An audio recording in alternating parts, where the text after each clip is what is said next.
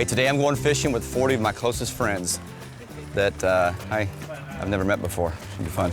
Start clear, all clear. We're at Robbie's Marina aboard the Captain Michael, a 65-foot deep-sea fishing vessel. Today we'll be out with Captain McCady, who has over 10 years experience as a party boat captain. So, Captain, it's a gorgeous day. Where are you taking us? We're going to be anchoring up first in about 75 feet of water, looking for snappers, groupers, mackerels, yellowtails, which are in the snapper family, things of that nature. Yeah. Okay, guys, you start catching fish whenever you're ready. Boats off, baits are down.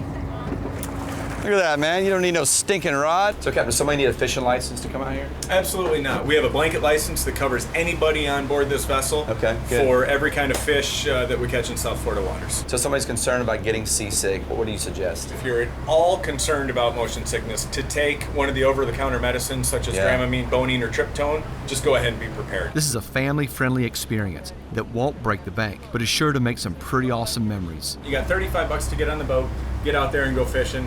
Yeah. And $3 for a rod and reel if you need it. A tip for the mate, which a typical tip is just like your bartenders or waiters, 15 to 20% depending on how well you think they worked and how good they did. Well, and all that tipping directly ties to what kind of fish the customer catches, right? That's what a lot of people tend to think. Now we're talking. Now we're diving into it a little bit.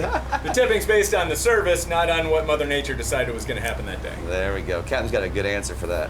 So here's how it works. Each fisherman is assigned a fishing spot on the boat.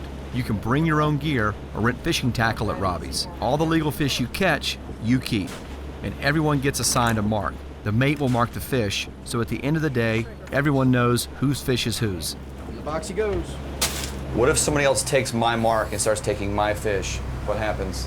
Really doesn't happen too often. The mates will handle that. We have a couple enforcers back at the dock just for that reason. Okay, good. Break it up. First mate Galen will run first-timers through the basics of working with a deep-sea rod and reel. I guess I should get my bait in the water.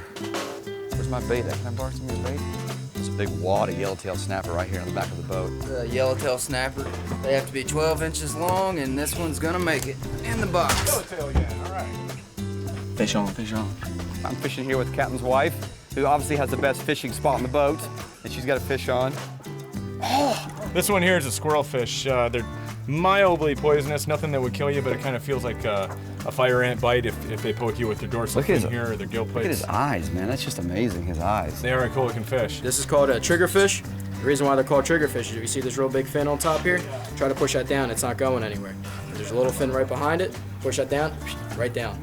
Like a safety on a trigger. It's a queen triggerfish. Absolutely gorgeous fish. Pete the puffer fish. Tickle his belly and he'll blow up. He's gonna hit that water and go like a soccer ball. Galen, I think we should have popped him. Porgy.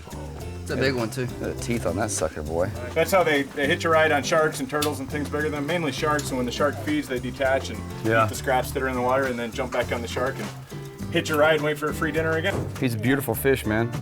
I'd be conflicted whether to eat him or put him in my aquarium. The great thing about these boats, man, you meet all kinds of characters, all kinds of people in here, and Steve happens to be the guy fishing next to me, so we're getting along pretty good so far, right, Steve? So far, So yeah, far. The yeah. day's young. I need to keep my feet real wide like this just for stability, so I might be in your spot a little bit here. I don't know if this is bothering you. This is a nice guy, isn't he?